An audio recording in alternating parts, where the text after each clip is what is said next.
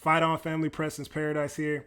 And transfer portal madness is upon us, right? Transfer portal opening Monday, December 9th. And yeah, man, obviously we saw Kyron Hudson come out last night and really just talk about, the fact that he was hopping in the transfer portal. We've seen it last week from Miller Moss, even though we kind of saw that happening. We've also seen Amos Talele, Gino Quinones, and the kicker Dennis Lynch into the transfer portal so far. So 5 guys so far into the portal, and we're just gonna see what happens. I mean, I talked about today. I mean, if you're not following me on Twitter, please do. Fight on Preston on Twitter. Steady putting information out on the program and interacting with a lot of good people on Twitter/X. And I said, man, Link, these are the most important portal evaluations of your USC tenure, right? Fan base morale is really all shooken up. Some people feel great about the program. Some people feel really badly about the program and don't believe that, we can get it cooking and get on the right track. And the entire staff has to be locked in. I believe in Lincoln. And this is going to be very, very important, losing a lot of seniors and upperclassmen on the defensive side of the ball. I believe 9 starters on the defensive side of the ball have to be replaced. Did a good job, on the first initial signing day, bringing in a lot of talent on the defensive side of the ball, particularly the defensive line and the secondary. But just got me thinking, right? I mean, this is such an important portal period for Lincoln Riley and this USC staff. How has Lincoln and his staffs really done in the portal since he's been at USC? So let's look at these portal periods and see how we've done over the last 3 years. Okay, when you look at what USC did in the 2022 portal windows, it was really incredible, right? You bring in Caleb Williams, who goes on to win the Heisman that year. You bring in an NFL receiver in Jordan Addison, who had a great season, made some spectacular catches. I mean, Caleb and Jordan together was just magic. Look at a guy like Mario Williams, who had some really great moments at USC. Towards the tail end of his time, I think he kind of just burnt out a bit. I understand, as a wide receiver in this offense, can probably get a little frustrating at times because the ball is constantly going around the yard. No matter who the quarterback really is, the offense, the air raid system kind of just lends itself to that. Eric Gentry here. Eric Gentry made some great plays this year, great plays last year. I think last year he was really looking for opportunity a lot of the year. The coaching staff didn't really seem to like to have him out there on the field. But we know Gentry's potential, and super happy that, he's healthy now and can't wait to see what he's going to do this next upcoming season, as well as in the bowl game, because I think he's playing in the bowl game. You had Travis Dye here, running back from Oregon. Great running back for USC that year, but had some injury issues, but still a great get in the portal. Brendan Rice, who has some very good production, 2 very good years at USC in my opinion, and was great to have him. Was great to have him on the team. Pretty dependable hands, great blocker, and really did some nice things. Latrell McCutcheon didn't really get that much burn, but that's okay. Romello Height came out of Auburn. Did some good things, right? Got to the passer a little bit last year, but eventually, ended up getting out to Georgia Tech. And yeah, man, he's had a good year. I'm happy to see what he's done. Bryson Shaw, who's made a lot of plays, continues to develop at the safety position. And, it's going to be interesting to see what his MO is this year going into the portal, or, what he's going to do. Austin Jones, bruising running back from Stanford, was always good to have. And, definitely made some big time plays at USC. Jacoby Covington in the secondary has continued to improve back there. I think he's really seen a big time jump with this coaching staff, and having Belk coaching and improving the guys back there. I think he's been a big beneficiary of that, and love to see him continue to get better. And Shane Lee, another guy that was looking for opportunities, didn't really get the opportunities I believe he deserved at certain moments last year, but nonetheless, a good locker room guy, and a guy that when he was in there, played his heart out and made some plays. Now, who we lost, Jackson Dart which we've seen, have a lot of success at Ole Miss this year. And another guy that went to Ole Miss with Jackson was Michael Trigg. They went over there with Lane. Unfortunately, I don't believe Michael Trigg plays football anymore. I was very sad when Michael Trigg left the program. You had a 6'4" former basketball player at tight end. I don't know if you guys remember, but he had that crazy practice clip. Michael Trigg used to be one of my favorites, but unfortunate to see what's happened with him. Keaton Slovis, we all know, had a big time game, but no longer a Trojan. Brandon Campbell, Brew McCoy, and Ishmael Sosfir. So 2022, USC did a great job, right? I have to give it an A+. And the players are the players. You have some great players on the left side of the screen as well as the right side of the screen, but the team goes 11-1 in the regular season. Unfortunately, 11-3 overall, and I just believe that you didn't have the right coaches on staff at that time to get the most out of this talent, particularly on the defensive side of the ball. But 2022 was a great job by Lincoln and this USC staff in the portal. Here we are at 2023, the 2023 evaluation for the USC coaching staff and their portal. The gets and, the losses, right?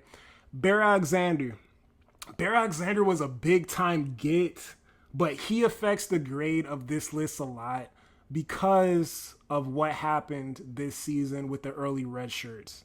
Don't want to get too far into that, but I think it was a bit of a gaffe in terms of evaluation, a mental evaluation, a motivation evaluation on a player, coming from a program like Georgia, what he really wanted to get out of the game of football and what he's looking for going forward. So not going to continue on that. But you have Traquan Fagans, which unfortunately is no longer with the program as well. Emmanuel Pregnon, who, came over from Wyoming. Love that Wyoming pipeline. Obviously we've seen Gavin Meyer also come over from Wyoming. Solid, dependable, developmental guys who improve and, just work their tail off. Team, locker room guys. Emmanuel Pregnon is a guy that made second team Big Ten this year. And super excited for what he's going to do at the next level. I do not believe he's coming back next year as he signed up for the East-West Shrine game or one of those bowls, senior bowls. So good luck to him going forward. Anthony Edwards, Anthony Lucas. You had the big get out of Texas A&M. A player that has all the physical ability in the world. Took a big jump this season with the new staff. Obviously dealt with the injury. But definitely looking forward to see his progression going forward, and I definitely think this was a good get. Mason Cobb you got out of Oklahoma State. Mason Cobb has made a lot of plays this year for the USC Trojans and last year. I think last season he was really just asked to do too much. This year he was really able to play his game, and I think the staff helped him a lot, and you saw a lot of progression out of Mason Cobb. I think that was a very positive get. In the portal, Jamil Muhammad, former quarterback turned edge rusher, started off last year being very productive, getting in the backfield, ended the season with 1 sack this year. Great locker room, great leader guy, a guy that, is going to play his heart out, a guy that's going to, be in the film room, help the younger guys, motivate the younger guys. So he was a great team locker room, good program guy. And Jamil Muhammad helped the program and helped the team a lot. So I thought that was a good get. Michael Tarquin, unfortunately, was one of the offensive linemen that we bought in where it didn't really work out, had kind of an up and down year when he was at USC and eventually ended up transferring out. So that was unfortunate. Christian Roland Wallace made some big time plays last season. Now in the NFL, making plays. So great get with Christian Roland Wallace. Marshawn Lloyd, big time running back out of South Carolina. Love this pickup when it happened last year.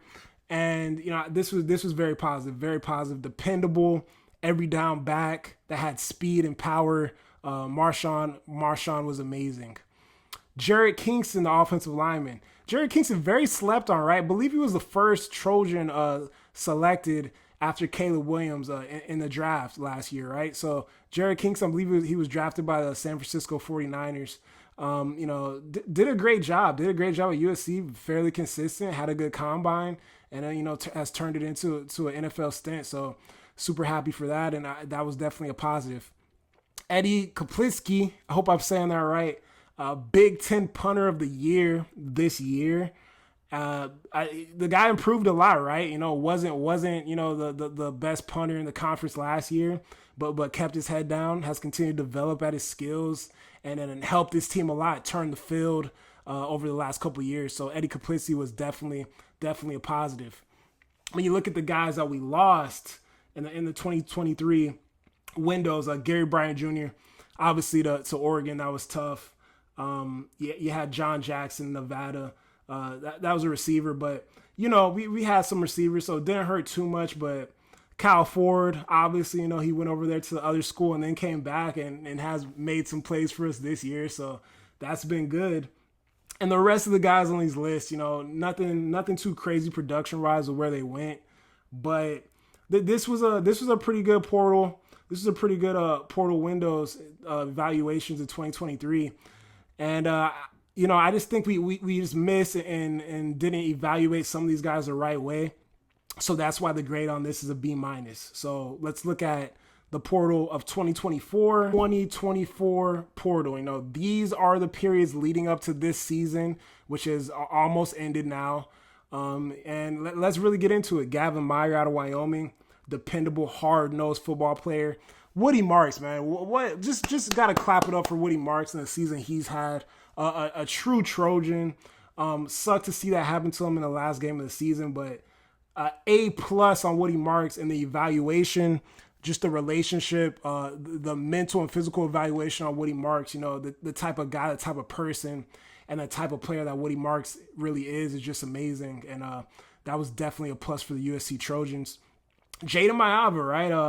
A guy that's come in after Miller Moss, being set down on the bench, and has stepped into the position, 2-1 as a USC Trojan quarterback. And this is an evaluation that's kind of still up in the air, right? Because we don't know how the performance is going to be in the bowl game and moving forward. I suspect Jayden to continue to improve, and I think he has all the tools to be a great USC quarterback, and I'm rooting for him. And I definitely think he was a great get in the portal, coming into this season. Nate Clifton, who quietly has really and truly been doing a great job on that defensive front. From the first game of the season to the last game of the season, really just did a great job. Came over from Vanderbilt and has done a fantastic job on that defensive front. DeCarlos Nicholson. DeCarlos Nicholson has made some plays, long cornerback. Did a great job, been fairly consistent this year, and was good to get a long, lengthy corner out of the SEC. Kamari Ramsey, super important player on this USC defense, obviously coming over from UCLA with D'Anton Lynn, kind of really just knew the system more than anybody else, being exposed to it, been around it last year, and really has helped the progression of this defense moving forward. Really hope he stays on the USC Trojans. I mean, this is one of our best defensive players, especially going into next season. So Kamari Ramsey was a great get for the USC Trojans. Greedy Vance coming over from Florida State, has made a lot of good plays. Older player, savvy out there in the defensive backfield. Has done a great job with Belk back there. And it was great to get Greedy Vance into the program. He actually talked about it on Twitter a few days ago how he didn't really know if he was kind of unhappy with where he was at, and he said somewhere out there's a place where you can succeed and you'll be appreciated. And he felt like USC appreciated him, and he's done great this year for the USC Trojans. So was happy to get Greedy. Easton Mascarenas Arnold. A lot of people have talked about the linebacker play like it wasn't really that good this year. I think EMA has done a great job, leading the team in tackles, had some interceptions, caused some fumbles, done a great job. Been pretty fairly dependable and consistent at his position, and that's all I could ask for on that front.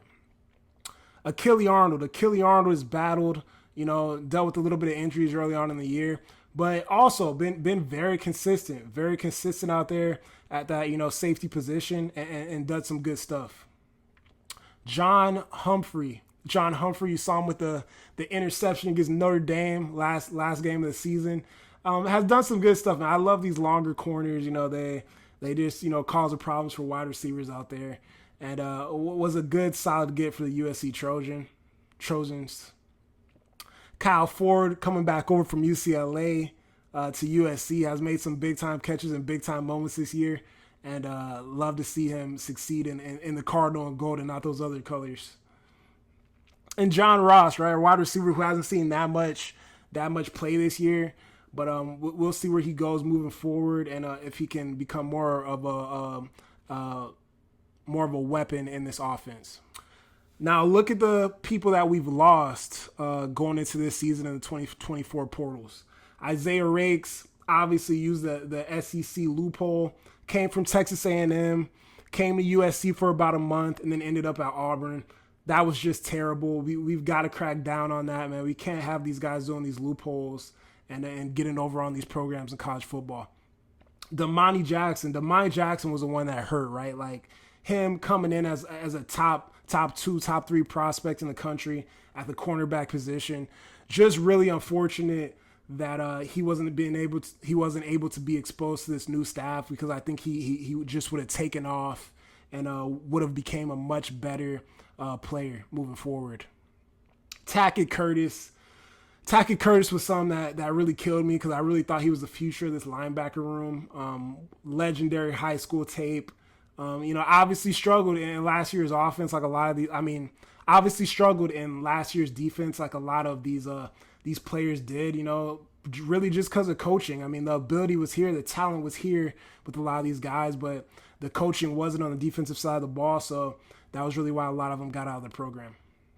Romello Height, I talked about it earlier, how he came in from Auburn. He left before the season to Georgia Tech and had a pretty productive year, so it was good to see that. Malachi Nelson transferred out of the program. I think he was really hoping to get that starting job over Miller Moss when Caleb left, and ended up going to Boise State. Raleek Brown ended up at Arizona State. Scatterboo is still a running back over there and having a big year, right? So I don't think Raleek Brown got that big time of a upgrade going over to Arizona State, but that's okay. He had his moments over at USC and did a pretty good job. So, just hoping for his future success in college football and wish him nothing but the best. Sierra Wright made some plays at Nebraska this year, man. Happy to see him getting on the right track and doing his thing over at Nebraska. You had Mario Williams out in Tulane. Was able to get more opportunities. Had a pretty good year, so I was able to see Mario, enjoying the game out there in Tulane. Dorian Singer as well. Dorian Singer was having unfortunately at Utah right now, they don't really have a quarterback, right? But I saw him play against Colorado. I've seen Utah play a couple times this year, and he's the number one option over there at Utah, and he's been making some plays, so that's good to see.